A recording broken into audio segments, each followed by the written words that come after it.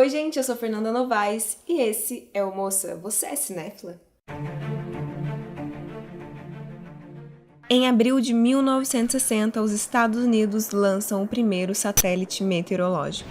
Em 12 de abril de 1961, o russo Yuri Gagarin torna-se o primeiro homem a entrar no espaço. Em 1962, é realizada a Copa do Mundo de Futebol no Chile. O Brasil torna-se bicampeão mundial. Em agosto de 1961, ocorre a construção do Muro de Berlim. Em abril de 1968, é lançado um grande sucesso no cinema, 2001, Uma Odisseia no Espaço, de Stanley Kubrick. Em 1969, o primeiro festival de Woodstock nos Estados Unidos. A segunda metade de 50 já revela... Ai, que dor! Não. Você vai ter que morder só o tênis.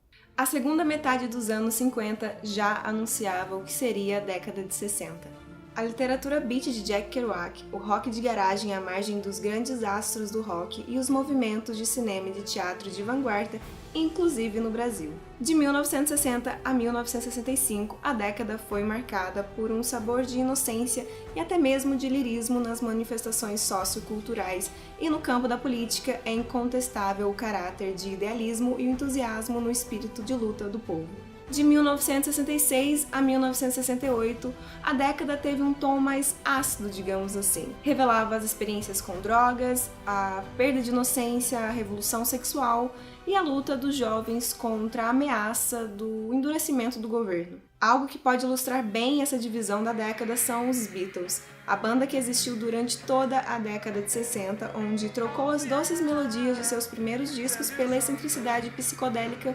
incluindo orquestras, letras surreais e guitarras distorcidas. I Want to Hold Your Hand é o espírito da primeira metade dos anos 60.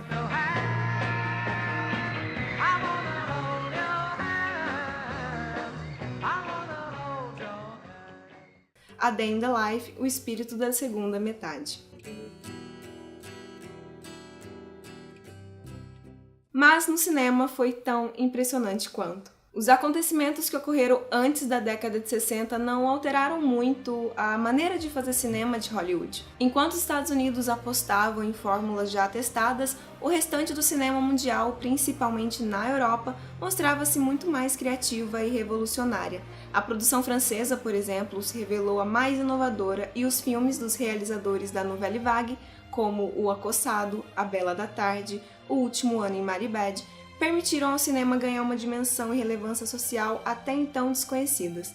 A produção italiana acompanhou essa mudança e os trabalhos de Fellini, Antonioni e Luchino Visconti dominaram as produções do país e transportaram-na para além das fronteiras, tal como aconteceu na Polônia com os trabalhos dos jovens realizadores Roman Polanski e Jerzy Skolimowski, e na Índia com o primeiro filme da dupla Ismail Merchant e James Ivory, Shakespeare-Wala, um conflito de culturas entre o Oriente e o Ocidente. Apresentando verdadeiras subversões de gênero, os filmes dessa década foram um sucesso e abriram caminho a produções mais inovadoras, cujos protagonistas agora representavam os anti-heróis. A década de 60 foi um período extremamente criativo e revolucionário para várias cinematografias ao redor do mundo. Diferentes formas de ver e produzir filmes se manifestaram e daí surgiu uma nova forma de fazer cinema. Então chega de papo e vamos para a nossa lista de grandes filmes que marcaram essa década. O primeiro filme é A Doce Vida. A Doce Vida é um filme de drama franco-italiano de 1960 dirigido pelo cineasta Federico Fellini, sendo normalmente citado como o marco da transição de seus estilos, do neorrealismo para o simbolismo. É um dos filmes mais importantes da década de 60 e do século XX. Uma de suas maiores características é sua fotografia em preto e branco e as sequências noturnas realçando um laço com o cinema noir e com o expressionismo alemão com fortes contrastes de luz e sombra. O filme é considerado uma das obras-primas de Fellini. A obra é uma crítica aberta à sociedade romana do pós-guerra, retratando uma instituição decadente e hedonista, marcada pela superficialidade e comunicabilidade, temas desenvolvidos ao longo do filme. O segundo filme é O Acossado. O Acossado é um filme de drama francês que mistura comédia e filme policial, realizado em 1960 por Jean-Luc Godard, com um roteiro baseado na história de François Truffaut.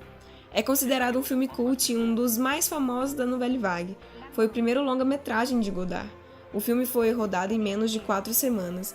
O diretor conduziu o filme sem um roteiro concluído, basicamente improvisado. Godard escrevia as cenas pela manhã para que fossem filmadas depois. O terceiro filme é Psicose.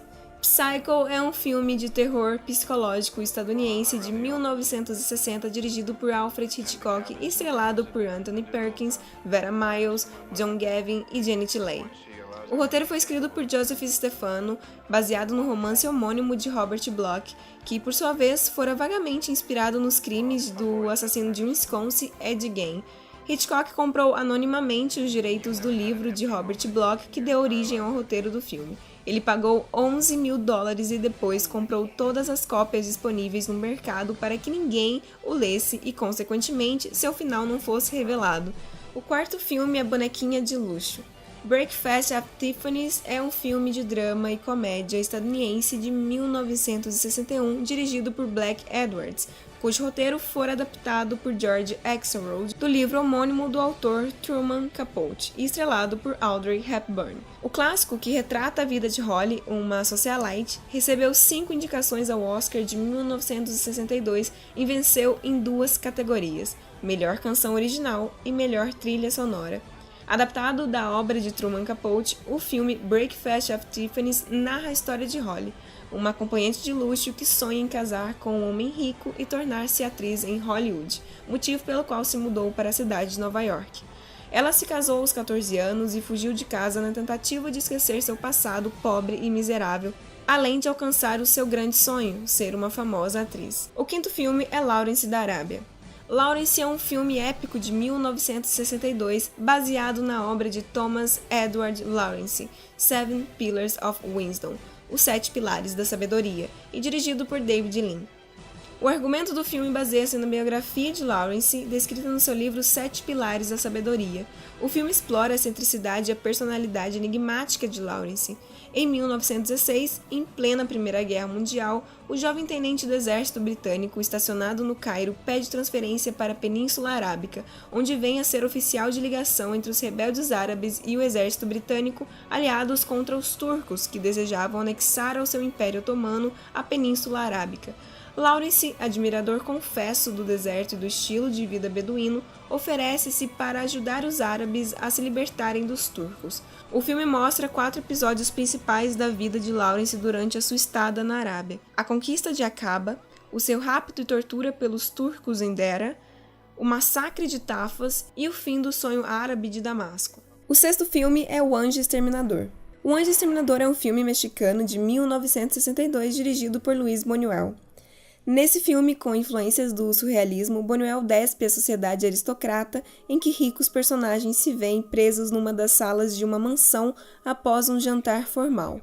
Não há nada físico que os impeça de sair, porém algo os faz refém de portas e grades imaginárias. Com o decorrer dos dias, as convenções sociais vão caindo, as barreiras imaginárias permanecem e as máscaras desprendem-se de cada personagem, aflorando os mais primitivos instintos: o improviso de um banheiro, desejos sexuais reprimidos, a fome, a sede e até mesmo a morte. O sétimo filme é Os Pássaros. Os Pássaros é um filme de suspense norte-americano de 1963, também dirigido por Alfred Hitchcock. A história acompanha a jovem Melanie Daniels, interpretada por Tippi Hedren, uma bela e rica socialite. Após um encontro casual com Mitch Brenner, ela fica interessada e decide procurá-lo em sua cidade. A pacata Bodega Bay, na Califórnia, não apresenta nada de assustador até que os pássaros locais passam a se comportar de forma estranha e atacar as pessoas. Alfred Hitchcock revelou em um programa de TV em 1968 que 3.200 pássaros foram treinados para o filme. Ele disse que os corvos eram os mais inteligentes, e segundo o ator Rod Taylor, as gaivotas foram alimentadas com uma mistura de trigo e uísque, única maneira delas permanecerem por perto durante tanto tempo. O oitavo filme é Vidas Secas. Vidas Secas é um filme brasileiro de drama de 1963, dirigido por Nelson Pereira dos Santos para Herbert Richards. O roteiro é baseado no livro homônimo de Graciliano Ramos. De acordo com os letreiros iniciais, as filmagens foram em Minador do Negrão e Palmeira dos Índios, sertão de Alagoas. Foi o único filme brasileiro a ser indicado pelo British Film Institute como uma das 360 obras fundamentais em uma cinemateca. Nesse filme fica perceptível a influência marcante do neorrealismo italiano na obra do diretor Nelson Pereira, e o filme se tornou um dos mais conhecidos do movimento chamado de Cinema Novo, que abordava problemas sociais do Brasil. Em novembro de 2015, o filme entrou na lista feita pela Associação Brasileira de Críticos de Cinema, a Abracine, dos 100 melhores filmes brasileiros de todos os tempos. O nono filme é O Desprezo. O Desprezo é um filme franco-italiano de 1963, também de drama, dirigido por Jean-Luc Godard, com roteiro inspirado na novela Desprezo, do escritor Albert Moravia, e estrelado por Brigitte Bardot. O filme é constantemente lembrado como um dos melhores já feitos. Aclamado pela crítica e considerado um dos melhores filmes de Godard e da Nouvelle Vague, o filme foi produzido por Carlos Ponte. O lendário cineasta alemão Fritz Lang tem uma participação especial como ele mesmo. O 10º filme é Deus e o Diabo na Terra do Sol. Deus e o Diabo na Terra do Sol é um filme brasileiro de 1964, dirigido por Glauber Rocha. Considerado um marco do cinema novo, foi gravado em Monte Santo, na Bahia. Em novembro de 2015, o filme também entrou na lista feita pela Abracine como um dos 100 melhores filmes brasileiros de todos os tempos. Manuel é um vaqueiro que se revolta contra a exploração imposta pelo Coronel Moraes e acaba matando-o em uma briga. Ele passa a ser perseguido por jagunços e foge com sua esposa Rosa, juntando-se aos seguidores do beato Sebastião, que promete o fim de qualquer sofrimento. Porém, ao presenciar a morte de uma criança, Rosa mata o Sebastião. Enquanto isso, Antônio das Mortes, um matador de aluguel que presta serviço à Igreja Católica e aos latifundiários da região, extermina os seguidores desse beato. O próximo filme da lista é A Noviça Rebelde. The Sound of Music é um filme norte-americano de drama musical dirigido e produzido por Robert Wise. O filme conta a história verídica da família de cantores Von Trapp, mostrando desde os dias da então noviça Maria num convento em Salzburgo, na Áustria, até o momento em que a família foge do país quando é ocupado pelos nazistas que estão prestes a prepararem o Anschluss. Maria, que não consegue seguir as rígidas normas de conduta das religiosas, é enviada para trabalhar como governanta dos 7 filhos do capitão George Von Trapp. Este é viúvo e, desde a morte de sua esposa, educa as crianças com rigor militar. A chegada de Maria modifica drasticamente a vida da família ao trazer alegria e conquistar o carinho e o respeito das crianças. No início, ela enfrenta alguns problemas com o capitão, mas este acaba desenvolvendo um grande afeto pela jovem ao ver que ela consegue fazer o que nenhuma outra governanta havia antes feito pelas crianças. Eles acabam se apaixonando e o capitão, antes comprometido com Elsa Schrader, uma rica baronesa de Viena, rompe o noivado para poder se casar com Maria. O 12º filme é Persona. Persona é um filme sueco de 1962 de drama, escrito e dirigido por Ingmar Bergman. É um filme que retrata de forma bastante reflexiva e complexa as máscaras que o ser humano usa em sua vida, a ponto de não mais reconhecer a sua real face. Provavelmente um dos mais enigmáticos e introspectivos longas do diretor sueco, Persona é daqueles filmes que deve ser visto e revisto para ainda assim não ser totalmente compreendido. Várias interpretações podem ser feitas a partir do material, como é de costume nos filmes desse diretor, bastante intrigante e reforçado por excelente roteiro e fotografia, além de atuações brilhantes do elenco principal. O próximo filme é A Bela da Tarde. O filme, dirigido por Luis Buñuel em 1967, baseado no livro de Joseph Kessel, retrata a história de Séverine, interpretada por Catherine Deneuve, jovem, rica, casada com um cirurgião de sucesso e infeliz que procura um discreto bordel para realizar suas fantasias sexuais e conseguir o prazer que seu marido não consegue lhe dar. Curiosa, Severin termina acostumando-se com a vida dupla, até o aparecimento de Marcel, um delinquente que se apaixona por ela e complica a cômoda situação da protagonista. O filme mergulha no lado B das relações conjugais e submerge nas profundezas desconhecidas do desejo por meio de uma aristocrática e aparente frígida dona de casa burguesa, interpretada pela belíssima Catherine Deneuve. O próximo filme é Terra em Transe. Terra em Transe é um filme brasileiro de 1967 do gênero drama, roteirizado e dirigido por Glauber Rocha. Em novembro de 2015, o filme também entrou naquela lista feita pela Abracine dos 100 melhores filmes brasileiros de todos os tempos. A política é um negócio sujo em Eldorado. O país fictício tem governantes corruptos no poder, partidários e aliados assassinos, fracos e extremistas, à direita e à esquerda, o que não facilita em nada a vida do povo que não sabe para qual lado seguir. O povo que é facilmente enganado por palavras de consolo e de estou anotando tudo, tudinho, e festeja a chegada de um líder populista como se esta fosse a resposta para todos os problemas imediatos pelas quais passam: a falta de terra, a falta de emprego e a falta de comida. O último filme é 2001, Uma Odisseia no Espaço. 2001, Uma Odisseia no Espaço é um filme anglo-americano de 1968, dirigido e produzido por Stanley Kubrick, co-escrito por Kubrick e Arthur Clarke, baseado no livro homônimo do próprio Arthur. O filme lida com elementos temáticos da evolução humana, existencialismo, tecnologia, inteligência artificial e vida extraterrestre.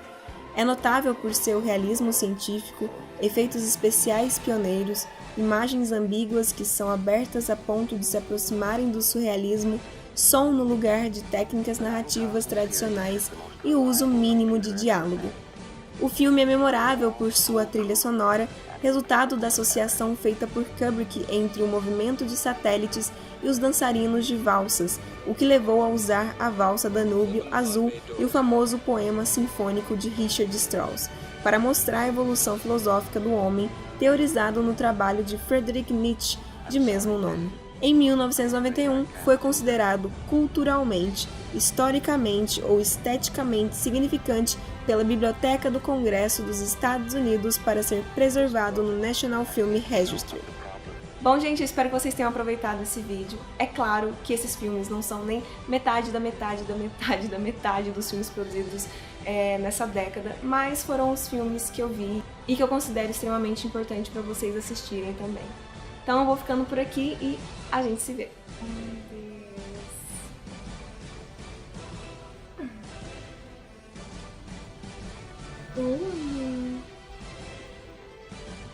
Te acordei? É só pra dar oi.